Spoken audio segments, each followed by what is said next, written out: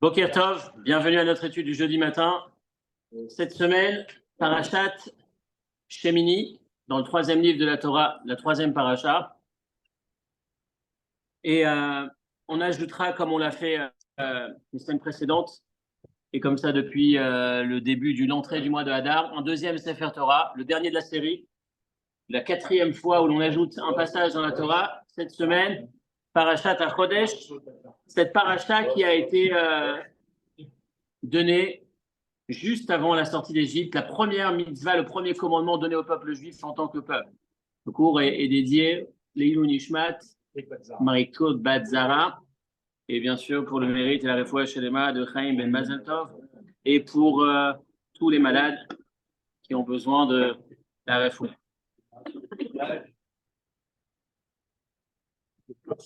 Cette semaine, je disais donc Shemini plus HaChodesh, on va essayer de s'arrêter sur Parashat HaChodesh, la dernière de cette série, de ces 4 parachiotes qu'on ajoute. Qu'est-ce qu'on va pouvoir en retirer, comme chaque semaine, encore une fois, les leçons, surtout le sens, ce que ça évoque par rapport à nous aujourd'hui, Parashat HaChodesh, avec la complexité que Parashat HaChodesh, dans laquelle Parashat HaChodesh nous place. Quand je dis complexité, de quoi est-ce qu'il s'agit dans cette paracha? Donc on se positionne 2448 de la création du monde, on est esclave en Égypte, on vient de finir cet esclavage, ou en tout cas on est vers la fin, on est après à la veille de la 10e plaie, le 10 du mois de Nissan, le 10 du mois de Nissan, donc 4 jours avant la sortie d'Égypte, et Dieu s'adresse à Moshe, il est censé lui demander de préparer le Korban Pessah, de prendre l'agneau, l'attacher et préparer le Korban Pessah. Sauf que, avant de le faire, il lui parle de toute autre chose. Achodesh Azeh Lachem Rosh Chodashim.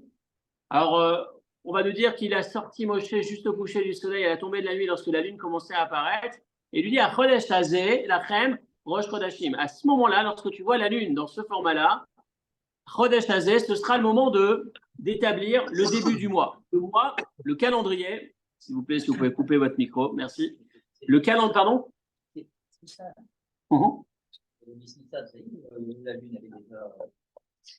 Bravo. Bravo. Bravo. Alors, c'était avant le 10 Nissan. C'était pour le 10 Nissan, pardon. C'était la veille de Rosh Chodesh pour le 10 Nissan. Bravo. Bravo. C'est cohérent. Et donc, il lui dit, tu vas établir le calendrier à partir de ce point de repère qui est la Lune. Le cycle de la Lune te permettra...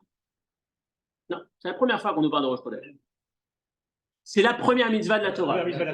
Premier commandement que la Torah nous donne en tant que peuple.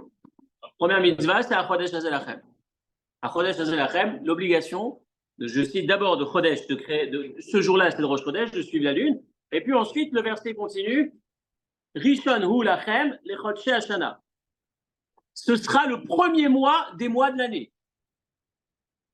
Donc là, ça commence à se compliquer. On est au mois de Nissan, le premier jour du mois de Nissan, donc il y a 2 commandements avant celui qui est essentiel. Enfin, il y a 2 éléments dans le commandement. Le but de cet entretien entre Dieu et Moshe, c'est de lui présenter le Korban Pessah qui doit s'organiser dans 10 jours pour ensuite arriver à la sortie d'Égypte le 14 Nissan. Ok, ça c'était le sens. On est au bout, à la fin, après la 9e plaie, on va sortir d'Égypte. Mais pour ce faire, on ne sait pas pourquoi, Dieu a choisi comme élément tout à fait prioritaire, à cet instant, de transmettre à Moshe, premièrement, comment est-ce qu'on fabrique, comment on met en place le calendrier, qu'est-ce qui détermine le calendrier, le début du mois, la fin du mois, comment est-ce que ça s'organise. Donc ça, c'est avec Achodesh Hazeh, c'est comme ça, c'est dans ce format-là, merci.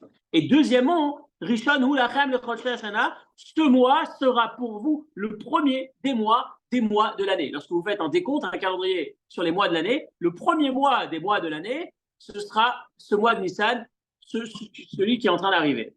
Et donc forcément, à partir de là, la tête est un peu embrouillée parce que dorénavant, alors on aurait pu se dire, tiens, peut-être qu'à partir de maintenant, notre calendrier il a changé et que le début de l'année c'est en Nissan, etc., etc. On aurait pu imaginer, tiens, installe-toi, il y a de la place à droite, à gauche.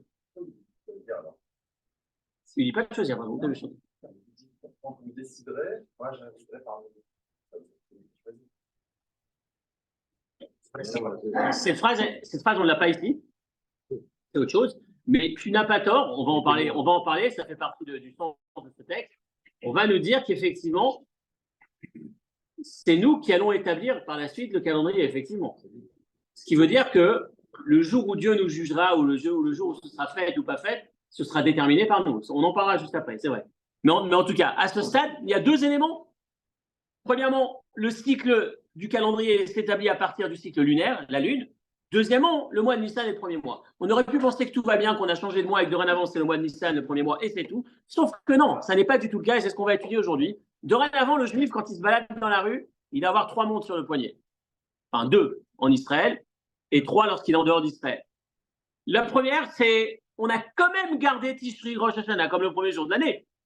Donc, en septembre, autour de septembre, le mois de Tishri reste le premier mois de l'année, puisqu'on va faire Rosh Hashanah ce jour-là, puisqu'on va être jugé ce jour-là, on va en parler tout de suite. Donc, Rosh Hashanah va rester Rosh Hashanah en Tishri. Mais on aura en plus de ça un deuxième calendrier qui est celui de Nissan. Et on aura enfin le calendrier classique qui est totalement solaire, celui qu'on a, on appellerait ça le calendrier laïque, extérieur, grégorien. Donc finalement, on se retrouve dans une complexité et on peut se poser la question, et c'est ce qu'on va se poser comme question. Pourquoi c'est essentiel que ce soit la première mitzvah de la Torah? Pourquoi est-ce que c'est essentiel qu'on ait 2 calendriers? Pourquoi tenir 2 calendriers? Un calendrier n'était-il pas suffisant? Et forcément, qu'est-ce qui se cache derrière? Prenez la première référence. Il y a encore peut-être des textes qui se baladent. Le début, à la veille du début du mois de Nissan, de la sortie d'Égypte. En 2448, ils vont sortir d'Égypte dans 14 jours. Dans 10 jours, ils devront prendre l'agneau. Et il leur annonce donc l'organisation du calendrier qui doit se faire à partir de la Lune. On est encore dans les thèmes. On est après la 9e, à la veille de la 10e. La 10e, ce sera le moment de la sortie d'Égypte. Exactement. Donc, prenez le premier texte que vous avez, Melachim. On en parlait il y a quelques semaines, l'inauguration du temple. Il n'y a pas très longtemps, 3 semaines, on parlait de l'inauguration du temple. Le verset dit l'organisation de l'inauguration du premier temple s'est fait le 7e mois, Chodesh HaShvi, attention, 7e mois à partir de Nissan, donc c'est-à-dire le Yerach HaEtanim, le mois des Etanim. Qu'est-ce que c'est que ce mois des Etanim? Qu'est-ce que ça veut dire le mois des Etanim?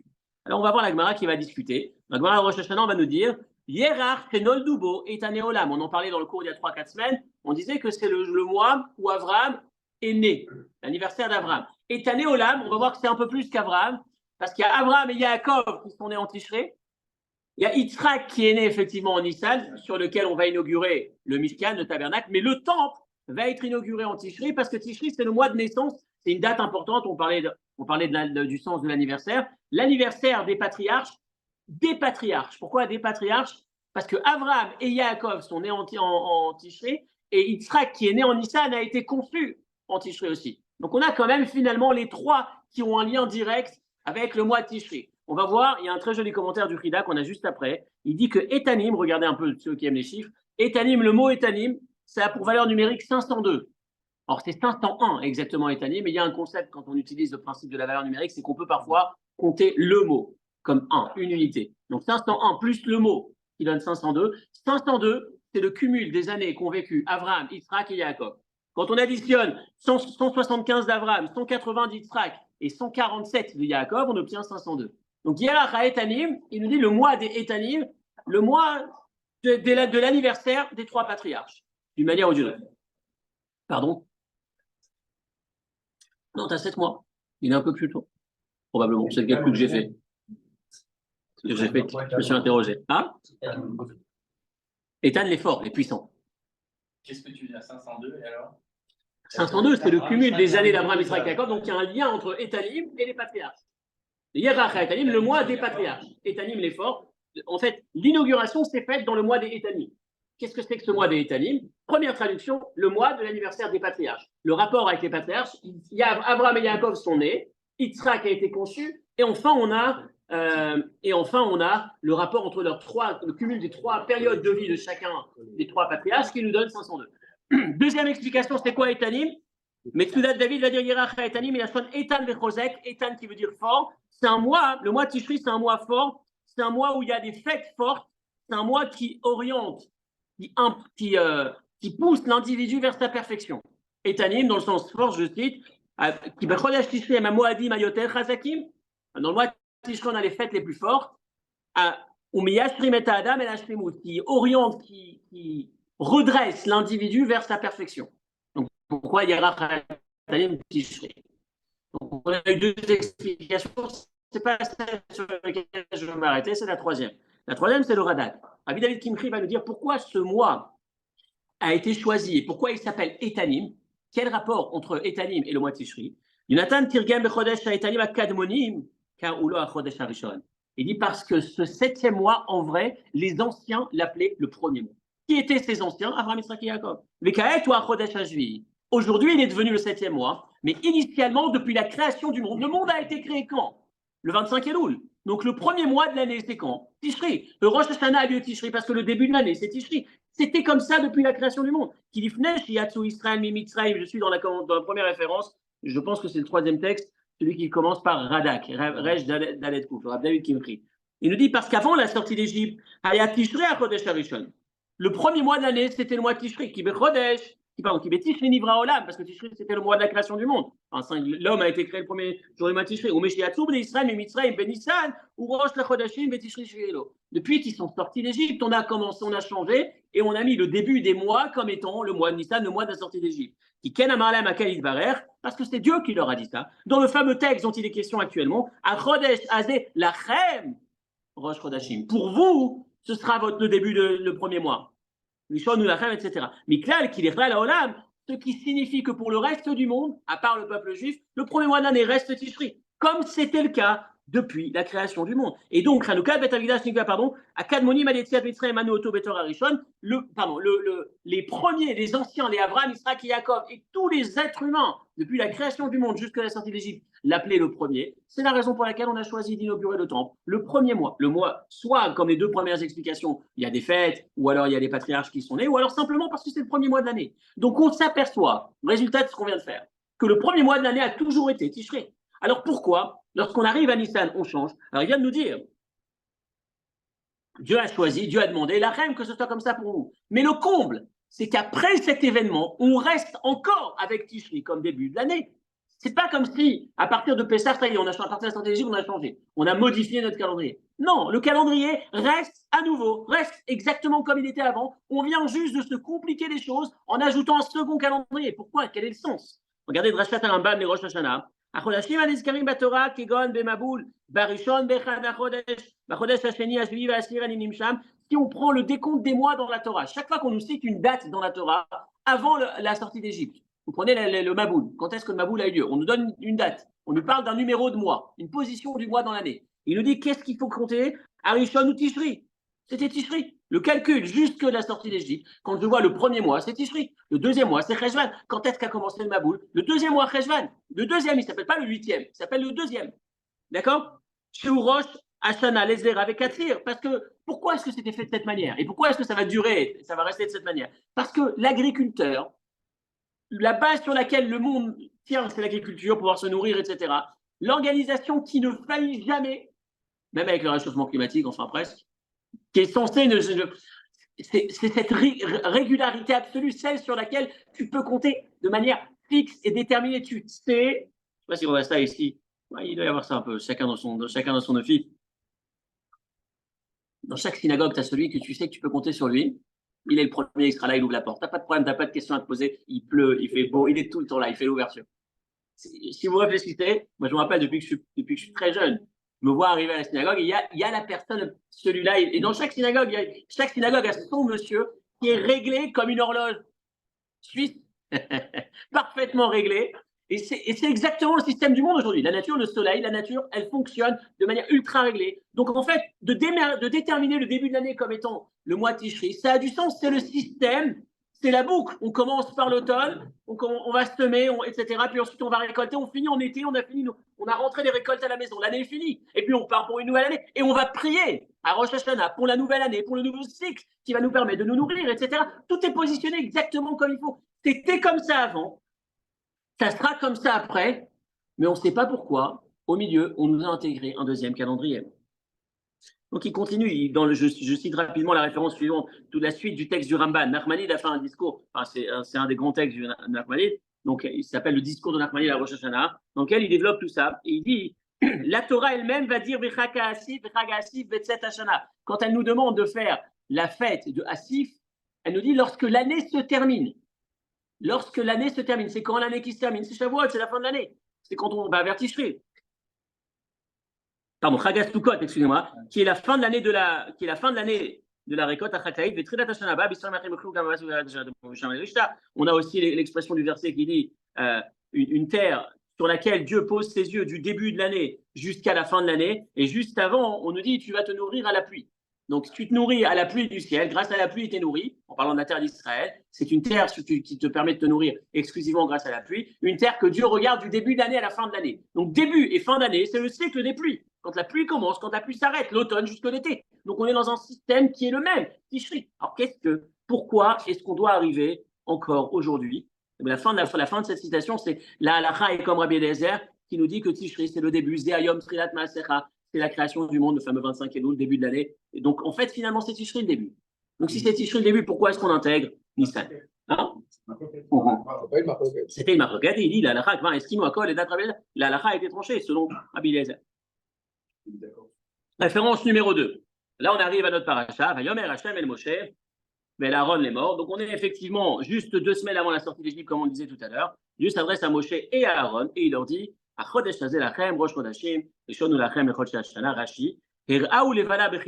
Dieu a montré à Moshe la lune lorsqu'elle était en train de se renouveler. Et à Marlo, il lui a dit que lorsque la lune se renouvellera, ce sera pour toi le début du mois. Et en parallèle, bien évidemment, il s'agit du mois de Nissan. Et il lui a dit les roches de ce sera celui-ci qui sera ton premier mois lorsque tu comptes les mois. Donc voilà où est-ce qu'on en est aujourd'hui. La question qui se pose, c'est pourquoi ces 2 systèmes? Pourquoi avoir besoin de 2 systèmes? Et pourquoi est-ce que c'est tellement important que ce soit la première mitzvah de la Torah? Si on regarde par exemple Maïmonide, il va la compter comme la 160, je ne sais plus le chiffre, je l'avais noté quelque part, 174 ou 173, je ne me rappelle plus, je vais le retrouver. Mais en tout cas, dans le système des versets, dans le système de Rashi, quand Rashi nous dit la première mitzvah de la Torah, chronologiquement, c'est celle-là. Mais en quoi est-ce qu'elle est tellement importante, ça? Maïmonide va nous donner comme première mitzvah de la Torah, Shema Israël, de croire en Dieu.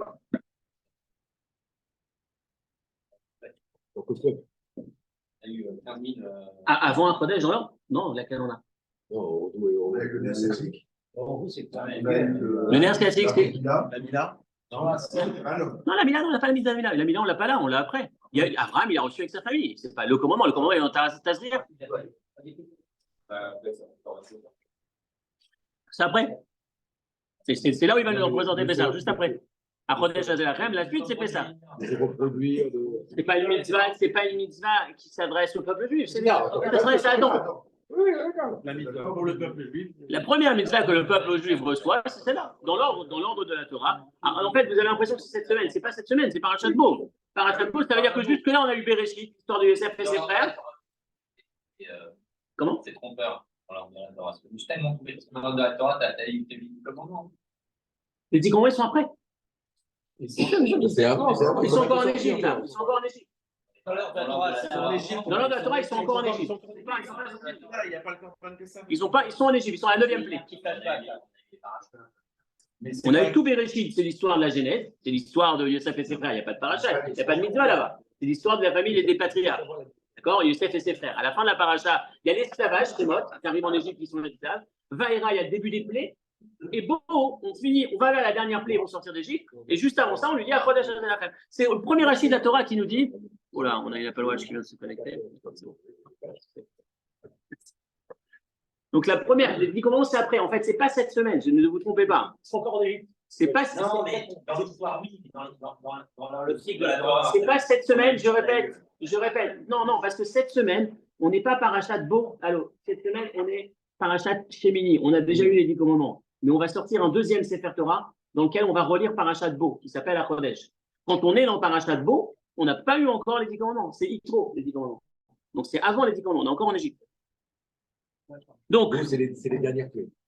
Exactement, c'est les 3 dernières plaies. Et là, avant la dernière, on se retrouve avec ce sujet-là. Donc, pourquoi 2 calendriers? Pourquoi c'est important que ce soit la première mitzvah? En quoi c'est si central? En sachant que finalement, on va quand même garder, et c'est là toute la problématique, on va quand même garder Tishri. Voilà. On va garder quand même Tishri comme début d'année. Alors, juste encore une fois, on a fait ce travail il y a quelques années d'expliquer un peu la différence entre ces fameux deux calendriers. De quoi est-ce qu'il s'agit? Le premier et le seul calendrier qui existait depuis le début du monde, la création du monde, en fait, initialement, c'était le système solaire. Comme on vient d'expliquer longuement. C'est-à-dire qu'on fonctionne avec la nature, avec la récolte, c'est fiable, ça ne bouge pas, le soleil il est toujours au rendez-vous, etc., etc. Jusqu'au point où lorsqu'il y a une éclipse, c'est l'événement. On va regarder, il y a un truc qui… Et encore, ça fait partie du cycle, on peut même le prévoir. Donc on est dans un système qui est parfaitement réglé, et c'était le système qui nous permet d'établir un calendrier, c'est-à-dire quelle récolte on va avoir dans cette prochaine période, ces prochains cycles. Les récoltes, ça commence avec l'automne jusqu'au finir à l'été. Donc ça, c'était le principe jusque-là. 365 jours par an, rappelez-vous que dans ce calendrier, il n'existe pas de mois. C'est important de se rappeler. Le calendrier grégorien, on voit 12 mois dans l'année. En vérité, il n'y a pas 12 mois dans le calendrier solaire. C'est une convention qui n'est absolument pas basée sur quoi que ce soit, si ce n'est qu'une accommodation pour que ça puisse convenir, qu'on puisse organiser notre temps de manière plus structurée. Pendant longtemps, il y avait 10 mois dans l'année solaire. En fait, on s'arrange à faire ce qu'on s'arrange à faire, on peut l'organiser comme on veut. Le seul référentiel qu'on ait avec le soleil, c'est les saisons. C'est donc un cycle de 365 jours. Il n'y a pas 12 mortaux, 30, 31 jours, ça ne correspond à rien dans le soleil. D'accord? C'est juste un moyen de couper en 12. On a d'autre part, lorsqu'on est dans le système lunaire, on a un système dans lequel on a 29 jours et demi. La Lune, c'est aussi précis dans un sens, mais c'est un cycle de 29 jours et demi. Et il n'y a que des mois dans le système lunaire, il n'y a pas d'années. Parler d'années dans un calendrier lunaire, ça n'a aucun sens. Il n'y a rien qui se produit tous les 12 mois pour la Lune. La Lune, c'est tous les mois. Il y a un cycle de 29,5, 29,5, 29,5. Ce qui fait qu'on a 29 temps, 29 temps, 29 temps. Alors que, exactement, le Soleil, il n'y a que l'année, la Lune, il n'y a que les mois. Donc ça, c'est le principe.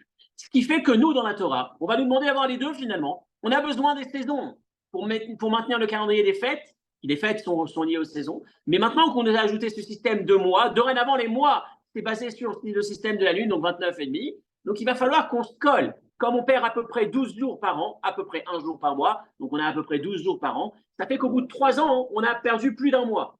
Ce qui veut dire que 2 fois 3 ans, on est à 2 mois, etc. Ce qui fait qu'on ne sera plus du tout en rapport avec un Pessah qui est censé arriver au printemps. Donc on a un vrai problème. Qu'est-ce qui a été fait? Ça a été établi que tous les 3 ans, on ajoute un mois supplémentaire, ce qu'on vient de faire cette année, un deuxième mois de Hadar, pour qu'on puisse être proche, qu'on puisse garder le cycle solaire tout en ayant un calendrier qui est basé sur la Lune. Et là, on se pose la question encore une fois, pourquoi? Parce que ce n'est pas suffisamment compliqué de tenir une montre pour avoir à tenir 2 montres. C'est-à-dire que tu te poses la question.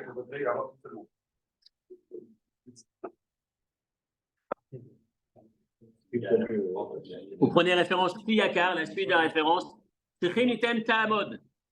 Autre question. Lama itri kol mitzvot be Kiddush HaKodesh. Pourquoi on a commencé toutes les mitzvot par Kiddush HaKodesh, l'organisation du mois? Lama nismecha mitzvah sur les mitzvot Korban Pesach. Et quel est le lien entre cette mitzvah et la proximité avec le Korban Pesach? La fiche Tiva et Karasé sur la Kodesh. Parce qu'il devait nous demander de prendre l'agneau le 10 du mois. Alors il a dû nous donner Alken Otsrich Leodi Obeziyom Yatrilimnot Asara Yamim Elu. Damalo Kazere Vekadesh Omin Otoyom Vala Yimne Asara Yamim. La réponse simple technique du Kliyakar, c'est que pour pouvoir nous dire le 10 du mois, il faut que tu prennes l'agneau, il fallait qu'il te dise c'est quoi le 1 du mois. Pour pouvoir te donner une date, il fallait qu'il puisse déterminer un système dans un calendrier. C'est très technique, mais en même temps, il aurait pu tout à fait, si je veux repousser ou en tout cas contrarier un peu cette réponse, il aurait pu leur dire pas le 10 du mois de Tishri, mais dans 10 jours. Ça, on s'est compté 10 fois 24 heures. 10 fois le soleil qui se lève et qui se couche. Je n'ai pas besoin d'établir. Donc, il y a autre chose, il nous manque quelque chose, et c'est ce qu'on va essayer de découvrir. On va essayer de découvrir cette chose-là en deux temps. 2 réponses, 2 sens, 2 explications à ce qu'on est en train de dire. Et je pense que les 2 sont très riches. Le premier, c'est à voir avec ce que tu as essayé d'évoquer tout à l'heure quand tu as dit finalement, Dieu se plie à nous. Ou il les laisse choisir. Première explication, pour moi c'est nouveau, mais c'est très riche. Elle vient on l'a là-haut, le Kuzari et Ibn Ezra, on va lire ensemble tout à l'heure, qui va nous dire simplement que si vous lisez cette première mitzvah de la Torah, à Chodesh Azeh Lachem, essayez de comprendre et de m'expliquer ce que ça veut dire. À Chodesh Azeh Lachem Rosh Chodashim. ce mois-là sera pour vous le premier du mois, le premier des mois. Est-ce que dans cette phrase, vous pouvez m'expliquer quoi que ce soit qui me permette d'établir un calendrier? C'est important. Hein? C'est important. Le premier, c'est tout. Non, non, non. Il n'y a absolument rien. Je ne sais même pas. Rappelez-vous que derrière cette phrase, on va nous établir tout le système qui nous permet de déterminer le début du mois en se basant sur la ligne. Vous savez combien est-ce que c'est complexe, tous ces calculs qui existent pour arriver à déterminer ce qu'on a aujourd'hui, les calendriers qui sont établis à l'avance. On sait, on connaît le cycle. Tout ça se cache derrière cette phrase Achodesh Hazeh Lachem Rosh Chodashim. Et donc, le Kuzari va nous dire qu'en vérité, la Torah, dès sa première mitzvah, elle nous a été donnée d'une manière à ce que on ne puisse pas imaginer un seul instant que la Torah seule suffit. Il y a forcément une mallette avec les codes. La première mitzvah de la Torah qui nous est donnée, Dieu nous la donne d'une manière où c'est évident qu'il y a un complément qui doit marcher en parallèle pour pouvoir décoder cette mitzvah, la loi orale. Avec cette première mitzvah, il est en train de nous dire, la Torah, c'est deux. La Torah, c'est deux éléments. Un qui ne va pas... Parce que si tu lis Achodesh Hazeh Lachem, la première mitzvah, elle est totalement illisible. Et d'ailleurs, toute la Torah, par la suite, ça va être la même chose. À ce moment-là, il ne fallait pas qu'il y ait. Je ne sais pas comment faire.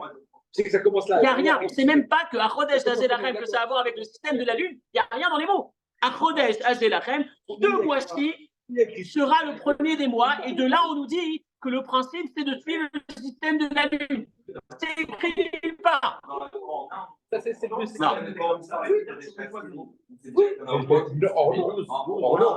Or non. Si tu fais uniquement. Achodesh à Astiri, ça veut dire le 10e à partir du premier. Je sais pas combien là. On sait pas, on n'a jamais une indication, laissez-moi compléter, on va y aller, on va avancer. On n'a jamais eu une indication, qui nous permet de dire qu'est-ce que ça veut dire un mois. Tout ce qu'on va avoir, c'est dans la mallette à côté. On raconte comme ça, c'est une blague, une image pour illustrer ça. On va voir où est-ce que ça va. Il y a deux répercussions. Dans le premier commentaire, on va faire deux réponses, deux enseignements. Dans le premier, il y a deux répercussions. Donc ça fait presque trois. Mais le premier est très, très joli en deux temps. L'histoire est la suivante. Enfin, l'image est la suivante. C'est un jour, dans un immeuble, on trouve une mallette pleine de diamants à la bourse du diamant. Amen. Le problème, c'est qu'on veut demander qui est-ce qui a perdu cette mallette. Sauf que si je dis qui a perdu une mallette, tout le monde va dire moi. Et puis en regardant la mallette, il s'aperçoit qu'il y a un code. Et il dit, écoutez, j'ai trouvé une mallette, celui qui a le code, qui vient et qui la récupère. Le Kuzari va nous dire, on va aller ensemble, il va nous dire c'est la même chose. Dieu nous a donné la Torah. Tu veux savoir à qui elle est la Torah? Qui est-ce qui détient la Torah? Celui qui détient le code. Le code a été donné à Moshe au peuple juif dans la loi orale. Et dans la première mitzvah, il nous indique tout de suite, sachez que lorsque tu ouvres la Torah, tu ne pourras rien comprendre. Et si vous prenez toutes les grandes mitzvot, les téphilines, c'est quoi dans la Torah? Tu les attacheras sur ta main. Quoi? Qu'est-ce que tu attaches? Un cube à partir du cuir, noir, carré, dans lequel il y a des parchemins, sur lesquels on va écrire avec de l'encre, une encre spécifique, et qu'on va écrire ce texte et pas ce texte, la forme des lettres. Tout ça, tu n'as rien. Shabbat, tu as un mot, ne n'allume pas un feu et ne fais pas de travail. Tu as deux phrases. C'est tout. Quand tu arrives à Shabbat, les 3 prières qu'on prie chaque jour, il n'y a pas un mot dans la Torah dessus. Le etrog, prière sadar, un beau fruit, un fruit qui est joli. Quel rapport entre le etrog et les 4 espèces? On n'a aucune information dans le texte. On est obligé de faire appel au décodeur qui marche avec le texte. On a reçu 2 éléments au moment de la Torah. Et ça nous est introduit dans ce Achodesh Hazeh Lachem. La première des mitzvot de la Torah vient nous rappeler, cette Torah que je vous donne, elle a été accompagnée, elle est illisible autrement. Le Kuzari, il s'attaque avec ça, à ceux qui voudraient dire que la Torah orale n'existe pas, ceux qui refusent d'accepter la Torah orale. Il va leur dire finalement, il n'y a pas le choix. Regardez le texte numéro 3. Torah Moshe utzrachnu bemilotav el kamakitot mina kabbalah Torah sheba'al peh. On ne peut pas lire la Torah sans la loi orale. Ki ha'inyan rachav min hamilot. Il y a tellement plus de choses que des mots qui sont utilisés. Il n'est qu'à cher amar achodesh hazeh lachem rosh kodashim. Lorsqu'il nous a dit ce mois-ci, c'est le premier mois. Est-ce qu'il fallait se référer au calendrier égyptien de l'époque, au Chodshei Kasdim, ou alors les Kasdiens, ceux d'Avraham, ou alors Chodshei Shemesh, les mois du soleil, la base du soleil, au Chodshei Yareach, ou le mois de la lune, Yeshivuni à Karaïm. Et donc, Kuzari, il dit les Karaïm, ceux qui refusent à l'oral, veuillez s'il vous plaît me donner une réponse. Qu'est-ce que veut dire cette phrase? S'il me donne une réponse, je vais avec eux. Le Ibn Ezra, il dit, Moshe lo piresh b'Torah ech nikba hashanim v'achodashim. Ve'im lo nimtza Dans la Torah, c'est le printemps, tu peux s'arrêter, tu ne trouves pas le printemps. Qu'est-ce que tu fais? Il n'y a pas écrit, il n'y a rien écrit dans la Torah. Il nous a jamais dit comment est-ce qu'on établit les mois, les calendriers, etc. Mais explique-moi, Piresh, Kod, Dine, Legam, Nigem et Tsora, écoutez bien. Comment se fait-il que les règles concernant la lèpre, qui concernent un individu, il y a tous les détails dans la Torah, hein, et c'est un sujet qui va durer que quelques temps, c'est éphémère, la lèpre n'existe plus aujourd'hui. C'est une plaie, une mitzvah qui a duré quelques temps, qui concernait individu par individu. C'est pas un truc massif. Et là, tu as tous les détails. Et là, lorsqu'on parle d'Avar HaMoadim, le calendrier qui nous permet d'établir toutes les fêtes du calendrier juif, un élément qui reste pour tout le peuple juif éternellement, il n'y a pas un mot dessus. Zéléot, réponse, Ibn Ezra, qui samach al kriyat beddin lechol dor, qui comptait sur l'humain, la loi orale qui a été transmise à l'homme et qui accompagne cette Torah. Premier aspect de cet élément, première conséquence de ce commentaire, simplement, la Torah, elle est étroitement et indissociable de la loi orale. On est obligé de faire appel au Chachamim pour comprendre la Torah. Donc, quand on se pose la question de la Torah qui est entre nos mains, au fait, c'est une Torah de Dieu. Combien de fois quand certains débutent dans la Torah, il y a cette question. Ça, c'est des hommes, ça. C'est pas Dieu, ça, c'est les hommes. Vous avez déjà entendu cette question. Non, je suis désolé. Tout ce que tu me dis là, l'électricité, c'est des hommes, c'est pas la Torah. C'est pas Dieu, ça. Moi, je veux bien Dieu. Et en fait, la réponse, c'est que il n'y a pas les hommes et Dieu. Les hommes marchent de pair, j'ai envie de dire, depuis la naissance de cette Torah. Dieu nous a donné cette Torah avec son décodage chez les hommes, la loi orale, qui marche avec et qui est incompréhensible. Son premier élément, premier aspect de cette réponse, première répercussion, c'est qu'on est obligé de prendre en considération le commentaire, qui n'est pas le commentaire qui marche avec. Deuxième aspect, et ça c'est plus mystique, mais c'est tellement fort, c'est que le contrôle du monde a été donné à la Torah, et donc au Chachamim qui étudie la Torah. Rappelez-vous de cette histoire, on l'a racontée il y a un certain nombre de temps. Écoutez bien. C'était j'ai oublié un chassid qui était malade. Il avait un problème au rein ou au foie, je ne me rappelle plus, une maladie. Il est parti voir, je crois que c'est le Tzemar Tzedek, un rabbi. Il a demandé une bénédiction. Il lui a dit, pour ta maladie, ce que je te propose, c'est d'aller en Israël, va vivre en Israël. Il est parti à Tzfat, il a vécu de nombreuses années en bonne santé. Et un jour, je ne sais plus à quel moment il pose la question, pourquoi, lui, il pensait que la Ségoula, c'était d'aller vivre en Israël. Écoutez la réponse qui est très, très mystique et fine. Il lui dit, c'est très simple, la maladie que tu as, c'est une maladie qui existe aussi chez l'animal. Encore une fois, il faut être croyant pour écouter ce que je veux dire, mais c'est intéressant de suivre l'idée. La maladie qui existe chez l'homme, elle existe aussi chez l'animal. Dans le Shulchan Aruch, il y a une machloket. Dans le livre de loi, il y a une discussion entre deux grands décisionnaires, Mechaber et Rama. Je crois la version séfarade et version Rabbi Yosef Karo, séfarade et Rama Ashkenaz. Ils discutent sur est-ce qu'une bête, un animal qui possède, qui est porteur de cette maladie, il est cachère ou pas cachère, est égal. Est-ce qu'il peut vivre plus qu'un an avec, est-ce qu'il peut vivre avec, ou est-ce qu'il ne pourra pas vivre? Rabbi Yosef Karo, il pense qu'il peut vivre, que l'animal est cachère. Il considère que c'est cachère. Le Rama, il considère que ce n'est pas cachère. Il interdit cette viande. Donc le Rama étant le maître en Russie, si tu vis en Russie, les règles du monde, la nature se conforme aux principes de la Torah. Détenir les clés de la Torah, c'est détenir les clés du monde.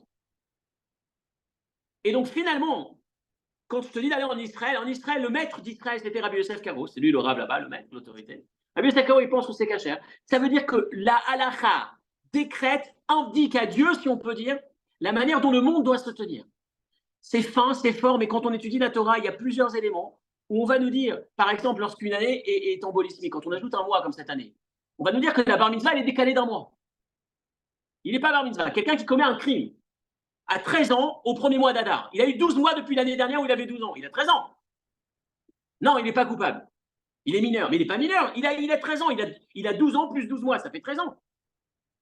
Et quand la Gemara se pose la question, mais concrètement, physiquement, il est censé être mature ou pas mature? Il a atteint cette puberté? Il a passé l'étape de 12 à 13 ou pas?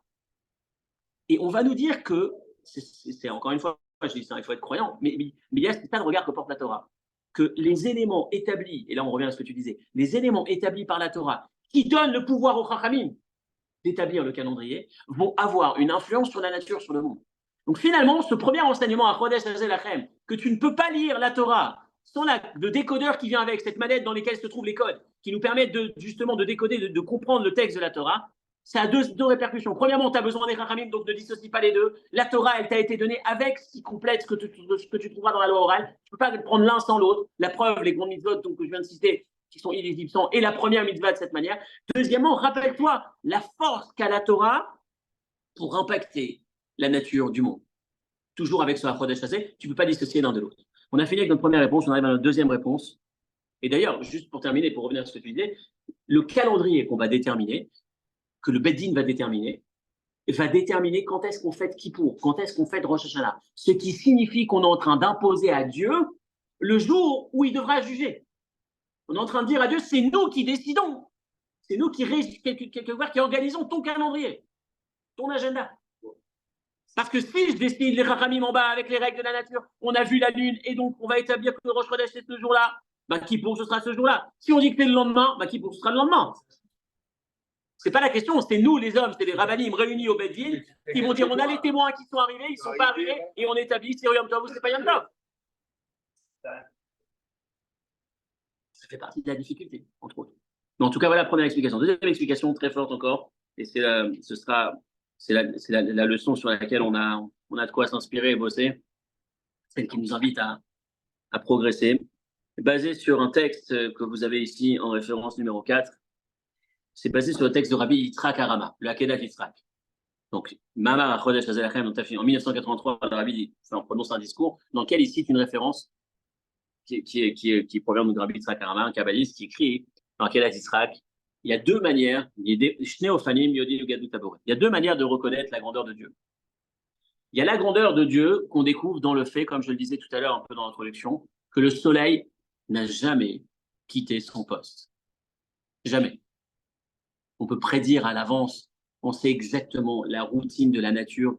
Et le fait que ça dure et que ça ne change jamais, ça nous permet de découvrir la grandeur de Dieu. T'imagines, Dieu est capable de créer un système qui est aussi précis que ça, en sachant que, à part ce système-là, le reste de la nature a tendance à se dégrader, à s'abîmer.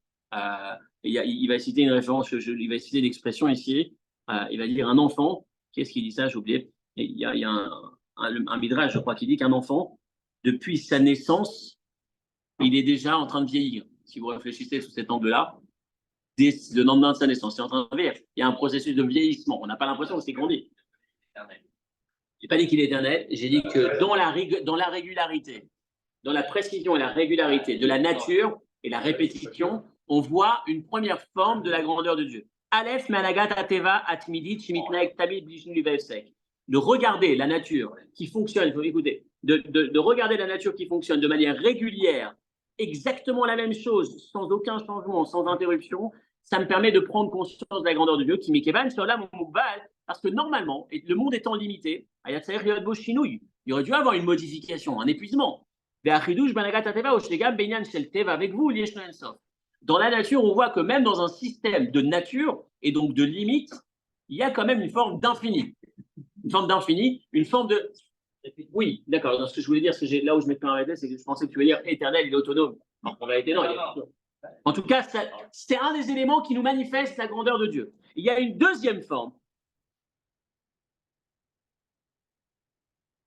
Voilà, c'est le Rabbeinu Bechaye qui écrit ici, chez Atidok, Misha, Shenolad, Matril et Tiabesh, qui commence, le bébé dès la naissance, il commence déjà à ce processus de vieillissement quelque part. Et le deuxième je saute un peu les lignes, deuxième élément, c'est Oula Minyan Anes, il y a une deuxième apparition de Dieu, c'est le miracle, Minashon Harama Ve'agba Harim ici, chez Magbia Atzmo les Gamre Magbalot Haolam.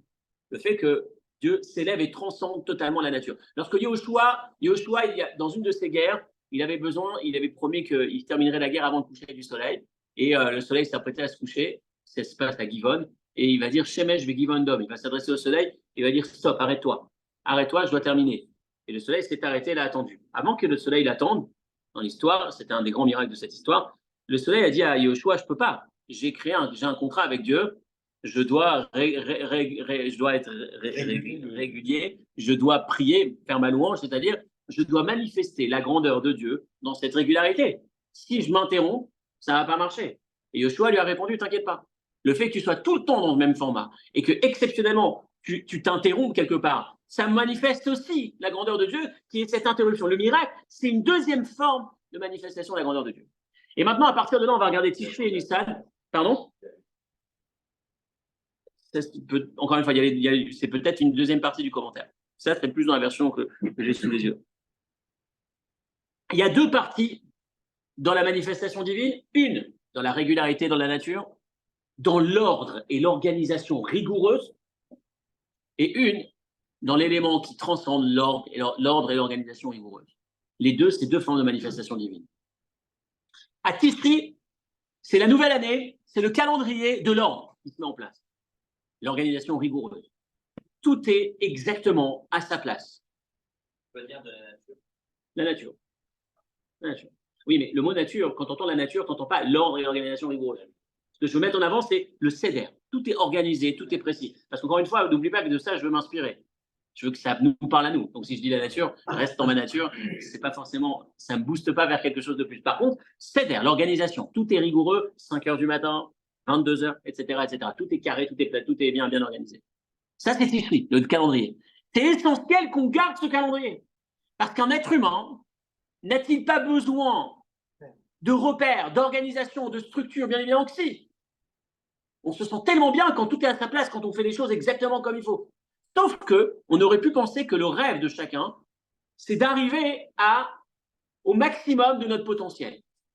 Être, cette expression qu'on aime bien citer, la meilleure version de soi-même. Mais en vrai, non. Le rêve et la finalité de l'épanouissement et de n'importe quel individu, c'est pas d'arriver à être la meilleure version, c'est de dépasser sa meilleure version. C'est de créer Nissan. Nissan, c'est je chamboule les règles, je dépasse, je vais même au-dessus. Lorsqu'on étudie le climat actuel et qu'on se pose la question, c'est un rabbin qui raconte, il a parlé avec des politiciens en Israël, il dit c'est pas possible, mais pourquoi on en veut tellement aux dirigeants? Les dirigeants politiques, ils disent on a fait tout ce qu'on pouvait. Et il a sorti, il a dit peut-être qu'à la lumière de ce texte, cette étude, il a dit peut-être qu'ils ont fait tout ce qu'ils pouvaient, mais on attend d'eux qu'ils fassent plus que ce qu'ils pouvaient. On attend qu'il y ait quelque chose qui soit hors du commun, qu'on sente un dépassement, pas juste on organise des choses, on a fait des relations diplomatiques, mais qu'on sente que ça touche profondément. Je me souviens d'une histoire avec le rabbi précédent, je crois qu'il y avait une réunion où il fallait parler devant les politiciens en Russie pour permettre de sauver ou de préserver un minimum d'éducation juive. Encore une fois, je ne me rappelle plus des détails de l'histoire. Il envoie un émissaire ou il envoie une équipe, finalement ça ne marche pas, et il dit, encore une fois, je dois abîmer les choses, mais le point essentiel de ce que je voulais dire, c'est qu'à la fin, il dit, on a tout essayé, ça n'a pas marché. Il dit, est-ce que vous vous êtes évanoui? Est-ce que vous vous êtes évanoui? Ça, c'était l'idée. C'est-à-dire que quand ça touche et que tu veux bouger les choses, maintenant je reviens à notre sujet. Ce que je veux dire ici, c'est qu'il y a deux Rosh Hashanah, il y a deux calendriers, il y a deux moments dans l'année. Tishri, c'est le moment où l'organisation rigoureuse et régulière se met en place. C'est la nouvelle année. Ce calendrier, il est essentiel. Savoir s'organiser tous les jours, démarrer sa journée comme il faut, répéter ce qu'il faut faire, prendre des bonnes décisions dans le sens de la régularité, avoir ses moments fixes de prière, avoir ses moments de qualité avec sa famille, avoir ses moments de qualité dans son étude, c'est les moments réguliers qu'on fixe, qu'on établit, etc., etc. Travailler sur effectivement cette régularité, ce qui est essentiel. Ça, c'est le mois de Tishri, d'une certaine manière. À Nissan, qu'est-ce qui se passe à Nissan? Dieu, il transcende les règles de la nature, il ouvre l'Égypte et on sort d'Égypte. Et vous allez voir ce qu'il va dire ici. On va nous raconter qu'à Tishri, ils avaient déjà plus l'esclavage. Depuis Tishri, ça s'est arrêté l'esclavage égyptien. À Nissan, ils sont sortis. Regardez ces deux repères. À Tishri, il n'y a plus d'esclavage. En vrai, s'il n'y a plus d'esclavage, on peut rester vivre en Égypte. C'est écrit qu'à Tishri, ça s'est arrêté l'esclavage. Donc, si ça s'est arrêté à Tishri, l'esclavage, ils auraient pu rester en Égypte. Pourquoi est-ce qu'ils ont besoin de sortir? Non, ça ne suffit pas. Il y a besoin de Nissan, cette deuxième étape, ce deuxième calendrier, cette deuxième organisation qu'on doit aussi savoir intégrer dans nous-mêmes. Cette capacité de faire un miracle et de déclencher le miracle. Rappelez-vous d'une des histoires encore d'une famille, une rabbinite en Israël qui avait un de ses enfants qui était né avec une petite maladie, un genre d'une bactérie ou un champignon, un truc que le gosse avait attrapé, mais qui polluait l'existence de la famille comme c'est pas permis. Ça veut dire impossible d'avaler parce qu'il y a le champignon dans la bouche. Et donc on ne mange pas, il ne s'alimente pas bien, il grandit pas bien, il se développe pas bien. Et c'est un cauchemar, on n'arrive pas à se débarrasser de la bactérie. Je ne sais plus exactement comment c'est des trucs, mais en tout cas, pendant des mois et des mois, les 3-4 premiers mois d'existence d'un bébé, c'est un vrai calvaire. Et un des membres de la famille demande une bracha au rabbi, et le rabbi dit, j'ai entendu qu'en Israël, il y a une réunion féminine, une coopérative féminine, une réunion qui sont pour les femmes juives, une grosse organisation. La femme en question, la rabbinite en question, j'imagine qu'elle est impliquée, ou elle s'implique, ou elle devrait s'impliquer, quelque chose comme ça. Maintenant, quand elle entend ça, pour elle était à milieu d'imaginer quoi que ce soit de communautaire. Elle est en train de s'occuper de son bébé et de la survie de son bébé. Elle n'a pas la tête à quoi que ce soit. Mais le rabbi dit qu'il faut, donc quand les femmes de la coopération ont entendu qu'ils sont partis la solliciter, tu vas présenter l'événement, tu vas travailler avec nous sur l'organisation, c'est un grand événement, un truc assez d'envergure. Et donc, quelque part, elle n'a pas le choix, elle y va. Enfin, elle n'a pas le choix. Elles sont l'appel de la demande du rabbi de s'investir dedans, elle y va. Elle organise, elle se met dans les réunions de préparation et tout. Le kinous a lieu, la convention a lieu, la préparation a lieu. Le lendemain, à la fin, l'issue de la convention, le bébé, il n'a plus rien. Qu'est-ce que ça veut dire? Qu'est-ce qui se cache derrière cette histoire? Et je vais vous dire, c'est une histoire que j'ai racontée au nom de plein de gens dans le passé. Je me la suis racontée à mon nom, enfin, j'ai vécu ça quelques fois. Et j'ai étudié ce texte cette semaine, et mercredi, j'ai vécu ça. Quand on a une difficulté, quand on veut avoir un miracle, la Torah nous dit quelque part, crée le miracle. Fais-le toi le miracle.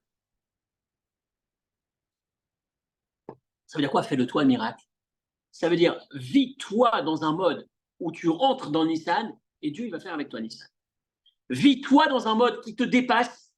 Raconté cette semaine, pas plus tard que mercredi, j'avais un souci dans un des projets, j'avais une difficulté. Et mercredi, je me dis, c'est le jour où j'essaie d'étudier au collège, donc j'étais au collège en train d'essayer d'étudier. Et j'ai dit, aujourd'hui, je vais étudier. Je vais essayer de me déconnecter, d'oublier tout, et de me mettre vraiment dans une étude, j'ai envie de dire une étude, ce que j'appelle déconnectée, c'est-à-dire complètement investi dans l'étude. On pense qu'il n'y a pas d'intérêt derrière. Ce n'est pas une étude pour produire, pas une étude pour donner un cours, étudier pour étudier de manière totalement investie. Et j'ai mis 2 heures comme ça dans cette étude, 2 heures ailleurs. Et au bout de 2 heures, je reçois un appel de la personne qui est censée m'apporter une solution, en tout cas une partie du dénouement, ce n'est pas la finalité, mais c'est. Et je me dis, à ce moment-là, je prends conscience que finalement, et c'est valable pour chacun, j'ai raconté d'autres témoignages dans le passé, lorsqu'on a une difficulté, lorsqu'on a besoin de créer un miracle, on s'investit, on ajoute, on se dépasse, on ajoute un peu de Torah, on prend un moment d'étude supplémentaire, on se dépasse, et quelque part, on crée. Et finalement, on crée cette opportunité, on ouvre ce deuxième mode de manifestation de la Kadosh Baruch Hu. Kadosh Baruch Hu a 2 moyens de se manifester dans la régularité, dans la rigueur, dans tout organisé, tout structuré, et aussi dans ce qui transcende. Il y a Nissan, il y a Tishri, il y a Nissan. Autant on a besoin de garder Tishri, se travailler pour être dans cette régularité, pour être dans cette organisation structurée dans laquelle chaque chose a sa place et régulièrement, et de maintenir le cap, etc., etc. Autant on doit savoir que où est-ce qu'on va véritablement se réaliser et où est-ce qu'on va véritablement faire aboutir le besoin le plus profond qu'on ait, c'est lorsqu'on va être capable de créer ce dépassement, ce miracle quelque part, le symbole du mois de Nissan. Et c'est pour ça que c'est essentiel de nous donner ces 2 calendriers. On part et avec Nissan et avec Tishri pour nous rappeler que régulièrement on a besoin de faire des points à la fois dans cette organisation. On n'est pas que dans un modèle Nissan. On n'est pas que dans un modèle la Lune. La Lune, ça saute et ça disparaît. On n'est pas que dans le modèle, tu montes, tu fais n'importe quoi, tu te dépasses, et puis ça reste pas, et puis on part ensuite dans un trou. On a besoin des 2, à la fois de garder le cap sur une forme de régularité, et en même temps savoir que ça n'est pas suffisant. Il faut systématiquement chercher à se dépasser de point en point, de situation en situation, et chacun peut retrouver le domaine dans lequel il pourra se retrouver, et forcément à Kadosh Baruch Hu à ce moment-là, il nous renvoie ce miracle. Le principe, le fondement de ce modèle de Avodat Hashem, c'est trouver la sortie de cette zone de confort, trouver des capacités ou les ressources, ou en tout cas s'engager dans une voie qui nous permette de nous dépasser. Ce dépassement, c'est le symbole de Nissan, et c'est lui qui crée aussi les bénédictions du mois de Nissan. Voilà de quoi s'inspirer dans différentes directions. Shabbat Shalom, et Bezrat Hashem à la semaine prochaine. On arrive sur la fin de l'année, enfin la fin de la saison après la semaine prochaine. En tout cas, la semaine prochaine, si Dieu veut, on se retrouve pour étudier.